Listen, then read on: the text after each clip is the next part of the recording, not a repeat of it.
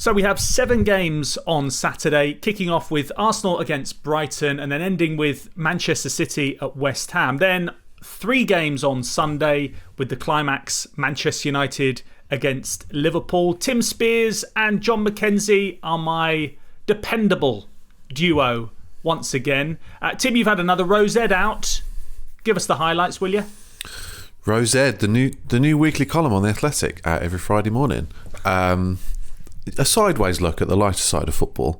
Who's in this week? Ronaldo. Ronaldo's got a new YouTube channel, which if you haven't seen, and 52 million people have not only seen it but signed up to it.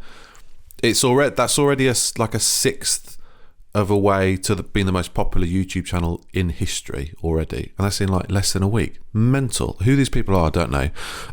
They're not just subscribers; they're subscribers, as he calls them. It comes up a lot on the videos. It's really cringe. Yeah, basically, it's nuts. It's like 14 videos, no longer than 3 minutes, of like pure narcissism and vanity. He's just saying how great he is. If you want any insight as to how he became the best player in the world, you're not going to get it. You are going to get his wife asking him what his favourite song is in a game of Mr. or Mrs. And he says, "Oh, don't really have one." So yeah, that's when I stopped watching, basically. But it's worth reading about, I think, but not worth watching. Yeah. Okay, cool. Yeah, do check out Rosette for Ronaldo and much more. John, how are you? It's good to see you once again. What's your pick for this week in terms of the game that you're going to get your teeth into? Yeah, I think, well, we're obviously going to talk about Manchester United versus Liverpool, but I think outside of that, I'm looking forward to Arsenal versus Brighton. I thought this game last season was fantastic, maybe one of Arsenal's best games of the season. Brighton have a new manager, so they're doing some things similar, some things different. We've talked a little bit about that on our Saturday show this week. So it's going to be interesting to see whether or not those dynamics carry on and whether or not that game is going to be a real tactical melange for weirdos like me. You do like to throw in a nice word to start off the show. I like it. Melange this week. What was it last week? What did you throw in last week? I think I said concatenation last week. Concatenation. Well, Arsenal against Brighton is one of the games that we will focus on a little bit later on as we cast our eyes around the Premier League. We'll be hearing from our experts at The Athletic on both of those teams, also Spurs and Chelsea too. But now let's get into our main game, and here, before we get the takes of Tim and John, from our Manchester United writer Carl Anker and our Liverpool writer James Pearce on their best and worst memories from this fixture down the years. You know, for a player who missed one Premier League game last season, his return in numbers was disappointing. You know, the fact that he created 5 big chances in the Premier League over 37 games, that was equal with James Tarkowski and Nathan Collins, 2 centre-halves. And that's where he has to improve. Goals, what did he get? 8 in the Premier League, 5 assists. He's a player who you think can offer so much, but was lacking a little bit last season in those numbers. Now, he's had a great start to this season, and if he can provide that consistency and all of a sudden his numbers improve, then he becomes a much more influential player for Liverpool. But at the moment, you'd have to say at the start of this season, you'd have had Gakpo ahead of Diaz, because Gakpo started 15 less Premier League games than Diaz. He had the same numbers. Big chances, assists, goals. So in terms of output and contribution on the pitch, Gakpo's given more. But the way that Diaz has started this season, there's a bit of maybe he might fulfill that potential that we've all seen in him as a top-class player. And maybe he settled a little bit more because he had obviously his dad's saga last year and the speculation might not have helped. Maybe this year he's thinking maybe he can produce a little bit more. Exciting start to the season, but it's consistency with Diaz. And I really hope he can get himself a goal, an assist at Old Trafford and kick on from what's been a good couple of games for him. So that was Carl and James, just with a bit of a trip down memory lane. Now, obviously, you know, they are devoted to Liverpool and Manchester United respectively. Neither you, John, or Tim are of the same leaning to either side. What does this fixture mean to you, and how much do you look forward or not to watching it? Tim? I mean, I guess it's an interesting one. We're sort of told it's the biggest fixture in English football because it just must be, I suppose, because they're the 2 biggest clubs. But I mean, since I started watching football in 1991, it's like, I mean, it's rarely been the biggest game of the season. in 33 years, because they so rarely go for the title at the same time. In the 90s, obviously United dominated, and it was a case of, can Liverpool sort of wreck their title chances? But in terms of, do you know what I mean?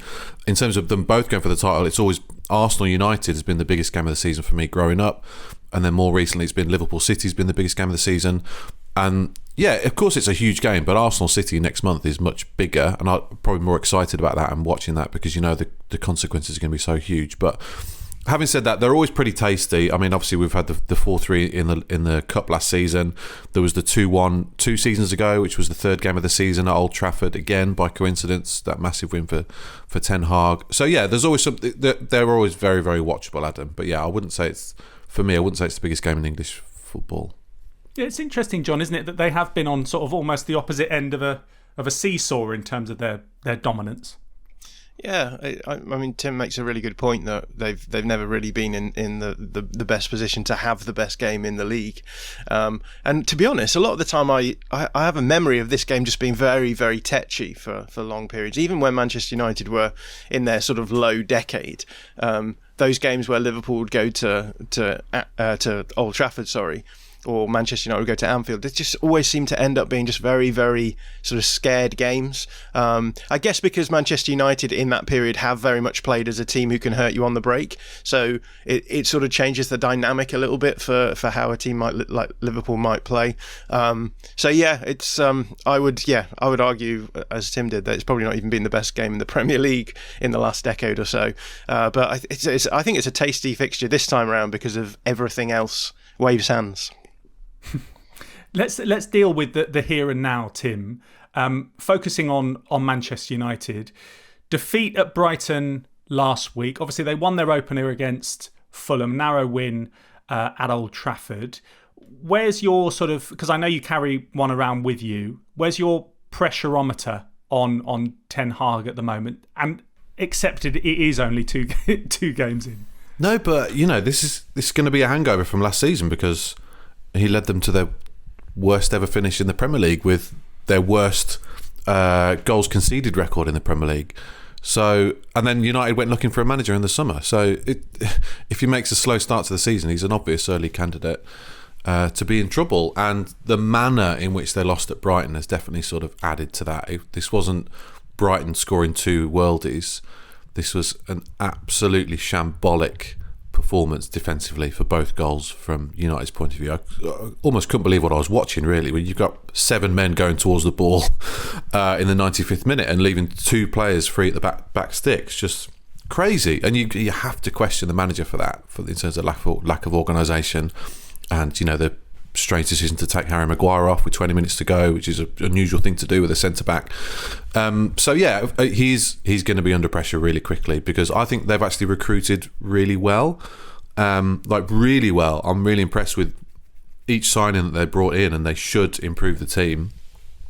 But we've seen before United have had good summers in terms of recruitment on paper, and Ten Hag hasn't been able to work that into a coherent team. So yeah, he's the one under the spotlight, because they've got a good enough team and squad for top 4 now. There's absolutely no doubt about that.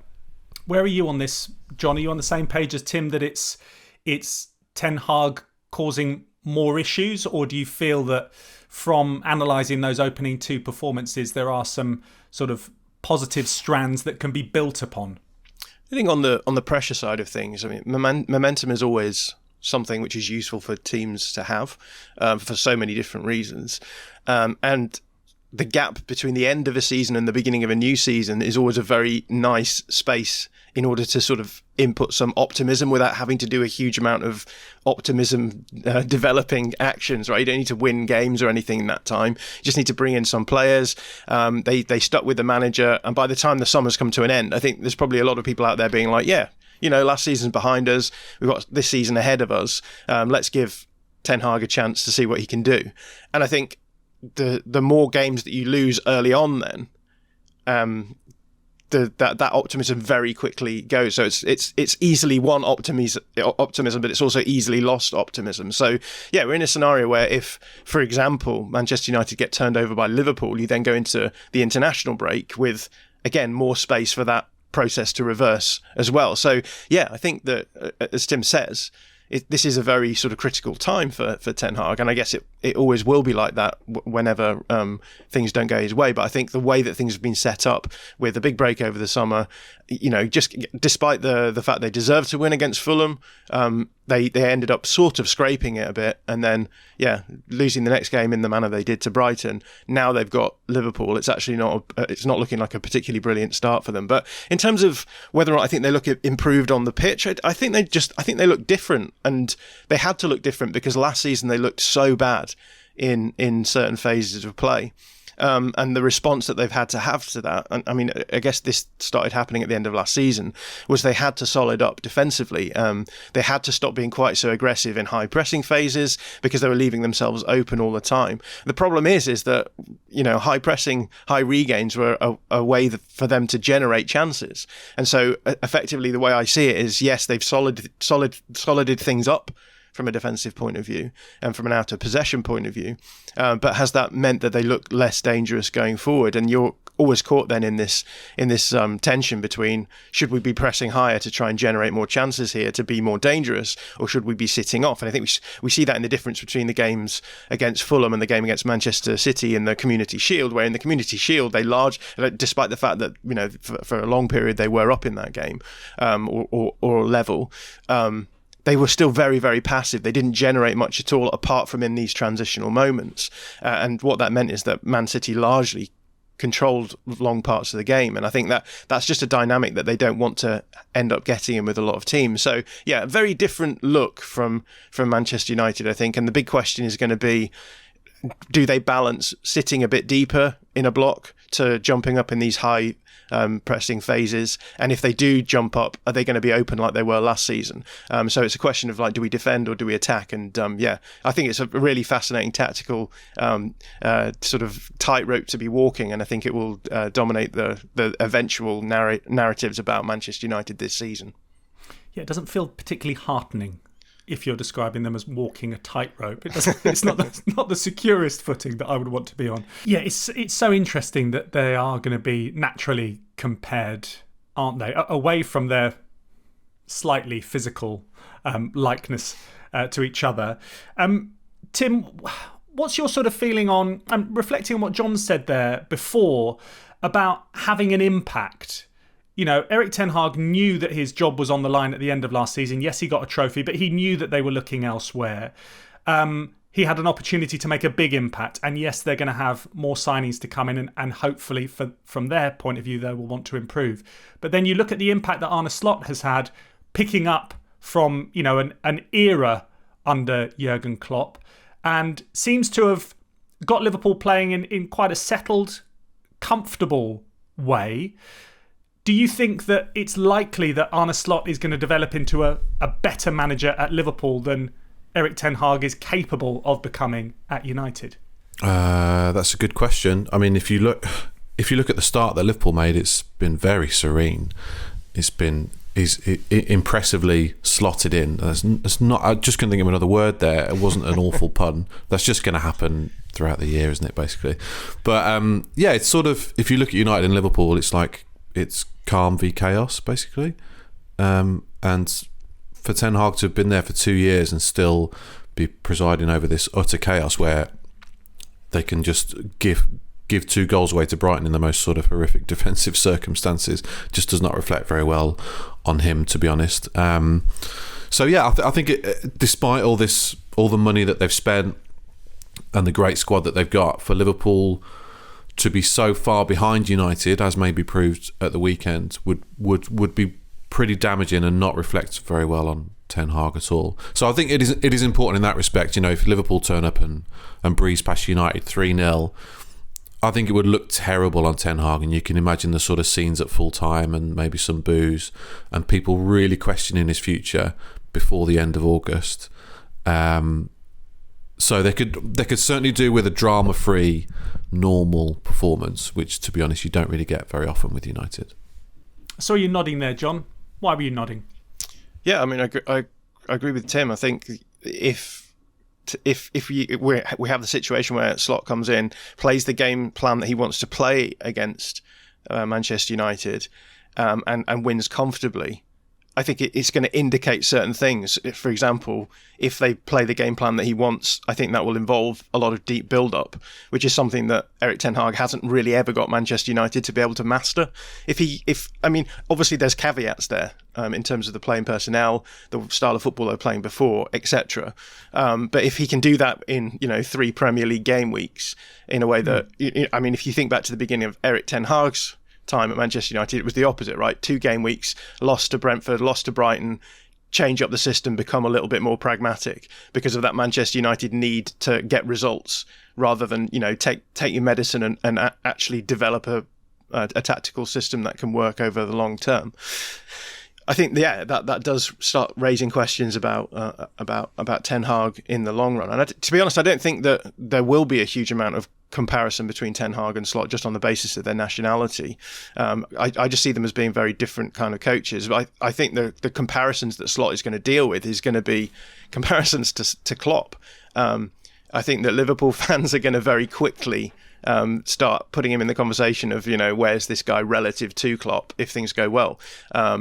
And, that will be interesting in and of itself. But, I think that this is the sort of game where if the result goes the way Liverpool want it to go, that will be the comparison with his predecessor rather than the guy in the opposite dugout.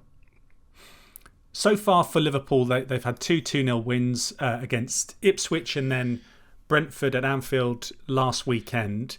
It was interesting hearing from Trent Alexander-Arnold, and he's spoken about Arne Slot's one rule: don't comply, you don't play. Have you been impressed, Tim, with how he's sort of come in, adapted, made his own mark after such a dominant character in Klopp? Yeah, that don't comply thing, it definitely sounds like something that's been stuck on the wall, doesn't it? Or written on a whiteboard. I've seen managers at Wolves do that in the past. It's like it's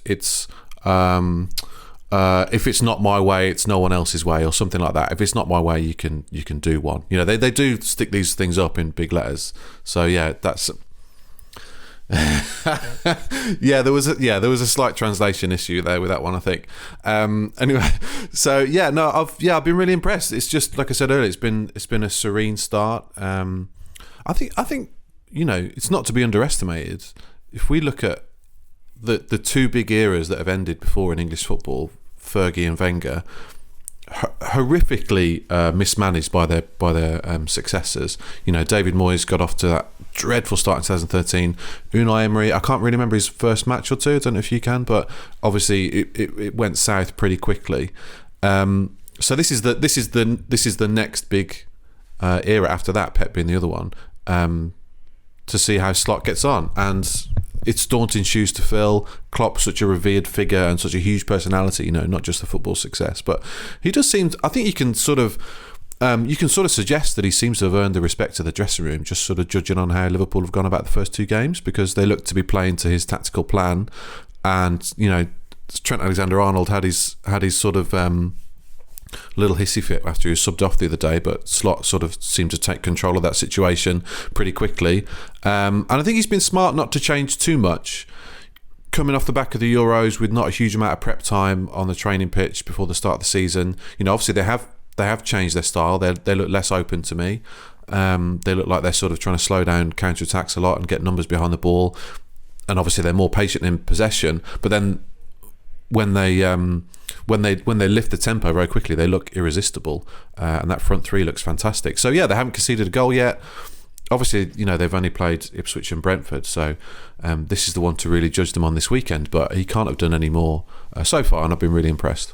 None of Liverpool's last 9 managers have won their first league meeting with Manchester United, so it's another record for Arne Slot to try and improve upon. I think he was the first Liverpool manager to win his first game since back in 1991, and he achieved that against Ipswich. So he's already broken little records here and there already at Liverpool.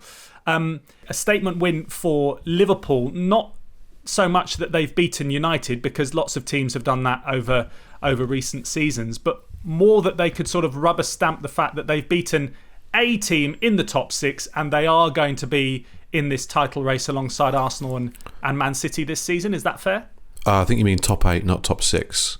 Top 8, yeah, you're true. Yeah, very true. Well done. Yeah, I'm not sure. It'll obviously be a massive thing for the Liverpool fans, but I'm not sure. I'm not sure just a victory at Old Trafford would necessarily be a statement win, especially at this time of the season. It would more be the manner of it. Like I said, if they can go to Old Trafford and completely outplay United, as Liverpool teams have done in recent seasons, and sort of stroll at 3-0, that would resonate, for both clubs massively. Like I said earlier, that would really increase the pressure on Ten Hag, and it would sort of rubber stamp what Slot has done in the past few weeks and how quickly he's sort of taken to it. Interestingly, they haven't beaten United since the 7-0. They had 3 games last season. There was the 4-3 FA Cup game, which of course was great. There was the 0-0 at Anfield when Liverpool had like 35 shots. And then there was the 2-2 at Old Trafford in the league in April. But yeah, I think it's probably slightly too early in the season for statement wins, especially against a very fragile United side. But if Liverpool are realistic about their title ambitions this season, then we know they can't drop too many points. So and they've got a pretty kind run at the start of the season in terms of fixtures. So yeah, if they were to get a win here and then win their next couple, then people will get carried away, including people on this podcast, I reckon. It's worth remembering as well that Liverpool have the, I'm putting scare quotes here for the people listening, statistically easiest starting run of fixtures out of anyone in the Premier League. So we were talking about momentum before. I think this could be a really important aspect for Slot. He's had like a really nice run of games for him to instill his style into the team. Yes, they've got a couple of trickier games. They've got a game against Manchester United. They've got a game against Chelsea, I believe, coming up. Those are probably the 2 easier fixtures probably from the top 6 sides so far this season. So they've got everything sort of in their way. They've got some nice challenges coming up, some nice easy fixtures to embed style. So yeah, everything has sort of fallen really nicely for Slot to be able to get that momentum going. We'll talk about exactly what Slot's been doing in the attacking third in a moment. But I just wanted to hear from Neil Mellor, former Liverpool striker. He was on the Walk On podcast, which is our dedicated Liverpool podcast, and he's been speaking about Luis Diaz. Let's have a listen. For a player who missed 1 Premier League game last season, his return in numbers was disappointing.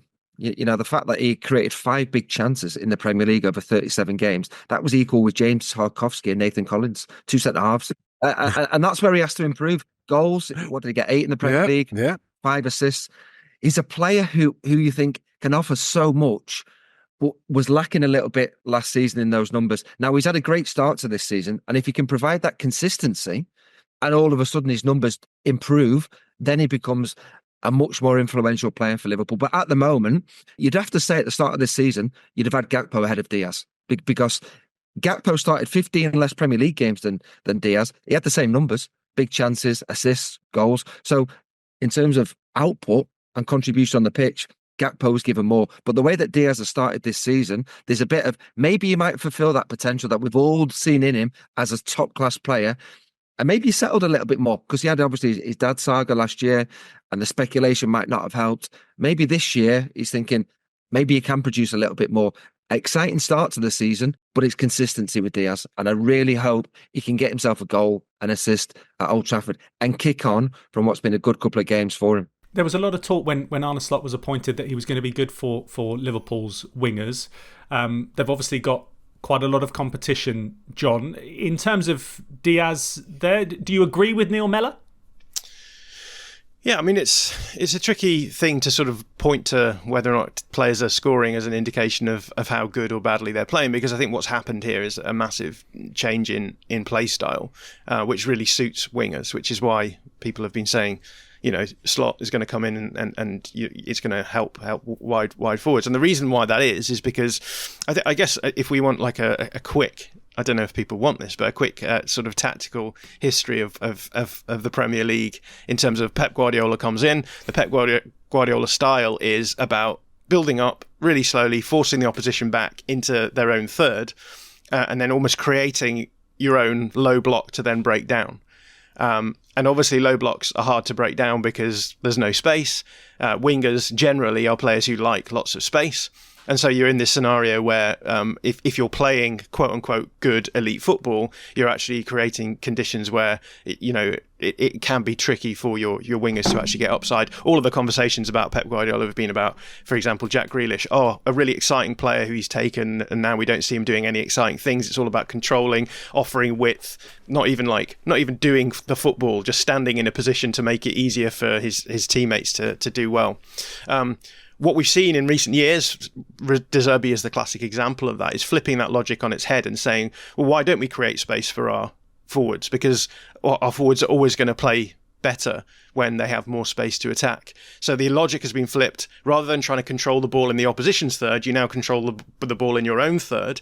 You try and get oppositions to step up to you, bait them forward, creating space in behind, and then you have these routes to goal where you then, as you mentioned before, Adam, you have these tempo shifts where you do lots of controlling until you create the right conditions to then attack, and then it's bang, bang, bang, super quick attacking. And as Tim said, it can look mesmerising when Liverpool are doing it under Slot. So I'm just completely unsurprised that someone like Luis Diaz would look better in this system from an attacking point of view, because he is being given those spaces to thrive in. He looks much better in large spaces. And yeah, as we saw against Brentford last weekend, just an insane counter-attacking move where it ended up being 2-on-2. Where Jota and Luis Diaz, and they were just able to eat up that space. They picked the ball up on the edge of their own box after a corner or free kick, I can't remember, one or the other, and then we're able to carry the ball in that space, create a good chance and score it. So yeah, that's what it is about Slot's style, I think, that suits these wingers. And I think for Diaz, he should be loving this, because yeah, as Neil Mellor says, like, he didn't have a huge amount of production last season, both in terms of goals and assists, but I think that they will be much more forthcoming this season. We mentioned before, Tim, that there's going to be competition.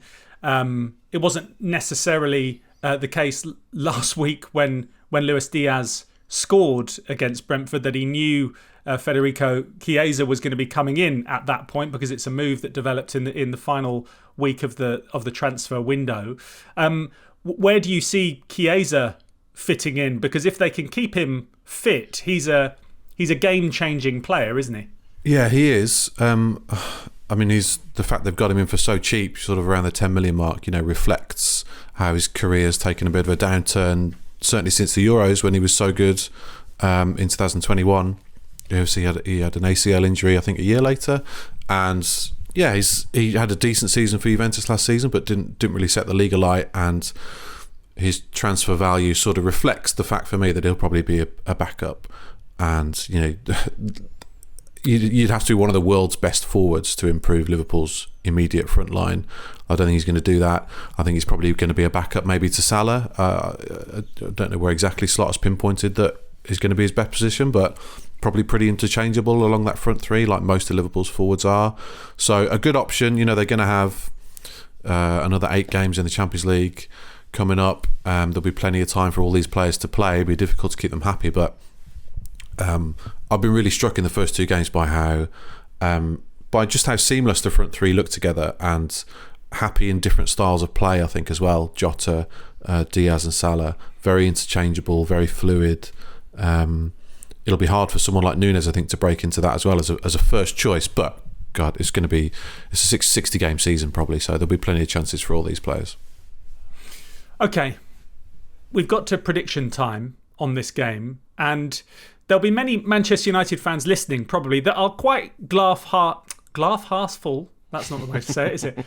Glass half full, that will be thinking, oh, they've just gone negative on United once again, and they can't see them winning. And we will get better and we will improve. And this is the sort of game that will really get our juices flowing. And as we highlighted last season, they didn't do that badly against Liverpool, so they will fancy themselves. And we've said that, yes, everything's great at Liverpool, but we have also identified the fact that they have had a relatively easy start. But where do we stand on it with all of that thrown into the mix? John, where's your prediction on this one? 2 numbers. Yeah, I mean, it's tricky.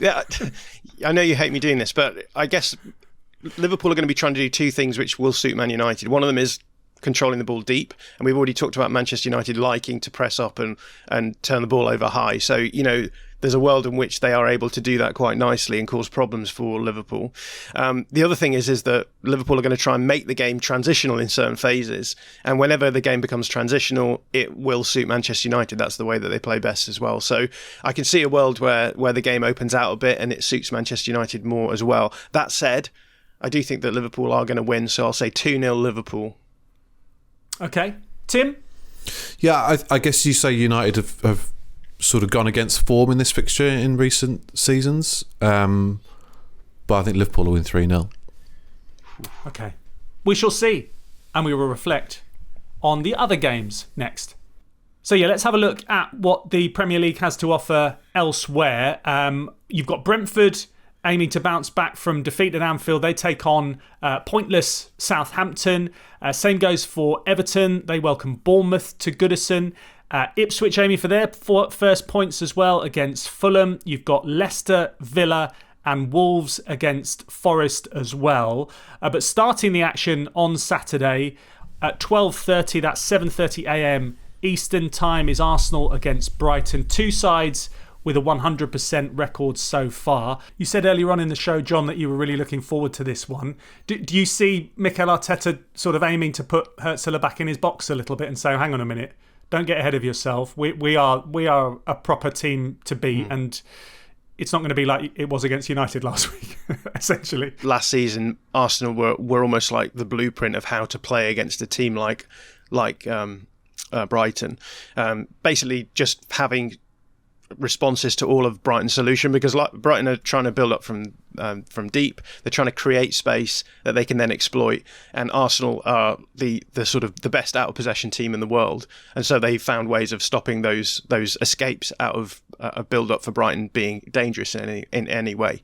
So I expect it to be a similar sort of approach, I guess, with the added interest that Arteta's only seen a couple of Brighton games so far with Hertzler in charge, so it could be the case that he has to do a few things on the fly to respond to what happens. But I think it'll be a really interesting tactical battle, and I expect Arsenal to win this one.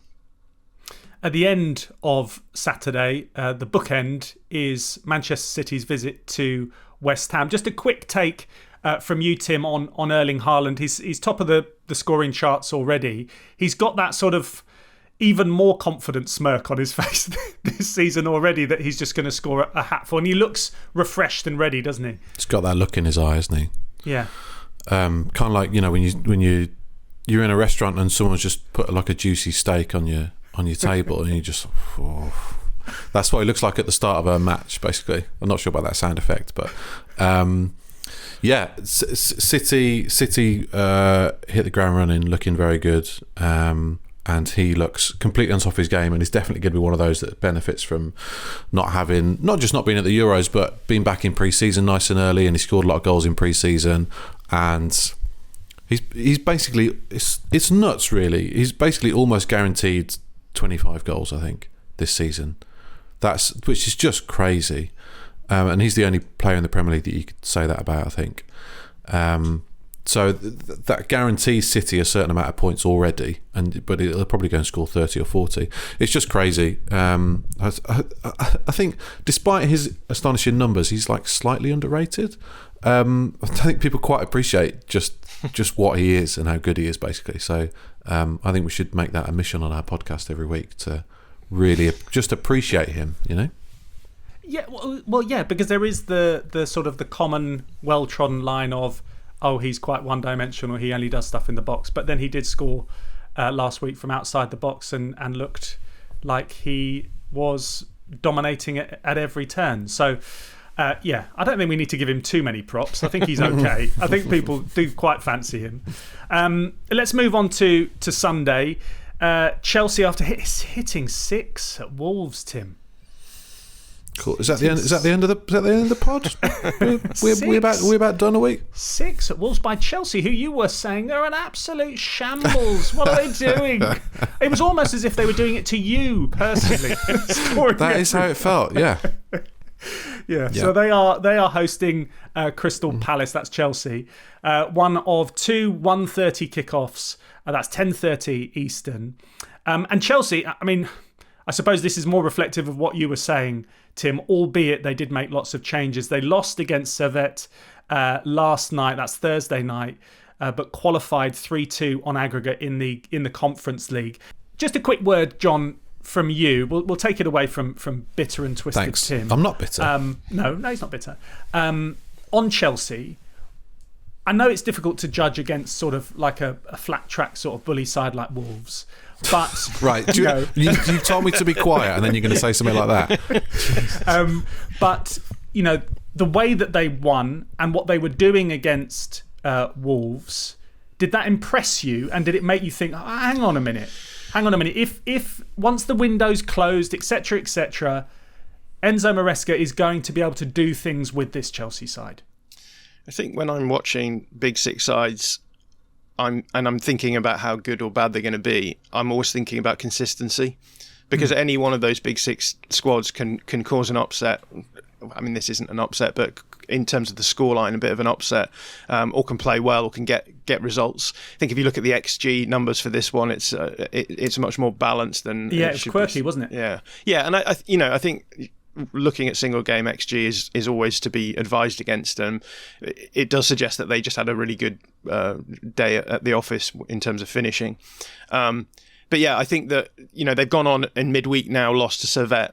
They've still qualified for the Conference League, but losing to a team like Servette, I think, is indicative that what we're going to see from this Chelsea side is going to be, I think, quite variable. So yeah, the things that I look for in a manager at this point is consistency, whether or not we're seeing them getting results on the basis of their tactics rather than the basis of the fact they have players who can do what Noni Madueke did and get a hat-trick of very low-value chances. So for me, I'm also a bit slow on the uptake with coaches like this, because I'm always wanting to make sure that I'm not jumping the gun on the basis of performances. But yeah, I think there's still a lot of work for Chelsea to do before I'm going to start singing their praises. Quite right. One of the subplots to this week, of course, not necessarily after that victory, but Noni Madueke called up to the England side, and it's going to be interesting over hopefully a number of years to see how he dovetails potentially, as he did at Molineux, with Cole Palmer, who also scored a great goal and got a hat-trick of assists in that game as well. So plenty of reasons. But just to say, they were talking about maybe selling Madueke last week, and Maresca was asked about it before the Wolves game and didn't shoot it down. That's why it's so hard to judge anything from that game, because is he even going to play? I don't think he's going to be first choice. Do you know what I mean?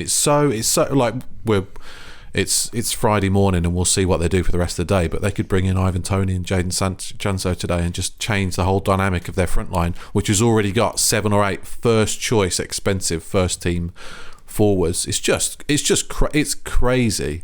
It's absolutely crazy, but it's really interesting to sort of see it unfold as the weeks go on. But yeah, what a job Maresca's got on his hands there. The other game on Saturday. The other game on Sunday is Newcastle against Tottenham at St James's Park, same time as Chelsea up against Crystal Palace. And on our Spurs podcast, View from the Lane, Jack Pitt-Brook hopes for a better showing from Ange Postecoglou's side this season. I've been to St James's Park the last 2 seasons. Lucky you. To see them concede a total of 10 goals. April 2023 was, I think, the worst Spurs performance I've ever seen. They were 5-0 down after 21 minutes, which is just unbelievable. Don't make me laugh. And I never thought, nothing will ever be like that again. 5-0 after 20 minutes. Oh, what? For God's sake. Yeah, I'm going to, put it on the Spurs 6 down after 20 minutes. And then April last season, this year, Spurs were merely bad and they lost by a mere 4-0 and they were only 2-0 down at half time. I just hope that maybe this is the year when Tottenham deliver. I just worry that they have, the scars of those 2 hammerings they've taken the last 2 seasons might live. Tim, what's your take on Tottenham so far? And do you think that this game is almost like it will be interesting to see who comes out on top with a sort of view to who's going to be challenging again for that sort of top 4-5 position? Yeah, I think it's a really interesting weekend on that front. I think we're going to sort of see what Liverpool are made of with their first tough test. We're going to see what Brighton are made of in their big game away at Arsenal. And yeah, I feel the same about Spurs, who've opened the season against Leicester and Everton, 4 points. They looked irresistible at times against Everton. You know, we talk about stockpiling forwards. I mean, they've now added Odebear to a forward line and Solanke. They've already got Son, who just keeps on scoring wherever he plays. Kulusevski looked great last week. Timo Werner's still knocking around. Richarlison's still knocking around, and Brennan Johnson. You know, it's the amount of healthily stocked, quality laden forward lines in the Premier League seems to have massively increased this season. So, yeah, Spurs. You know, lots of question marks from the back end of last season about the defence, and Newcastle away is a great litmus test of where they're at. Tim, thank you very much for today. Thank you so much, Adam.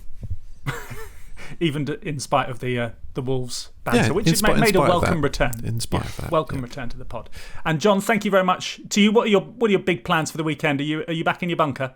Yeah, in the tactics bunker. But I only have one screen. I don't watch lots of games at once. I'm a zoned in kind of guy, you know. Thank you so much, as always. And just a reminder, we've had various clips throughout the podcast. All of those podcasts are team podcasts, The Athletic FC, Tactics Pod, Totally Football Show. You've got your bite-sized briefing as well.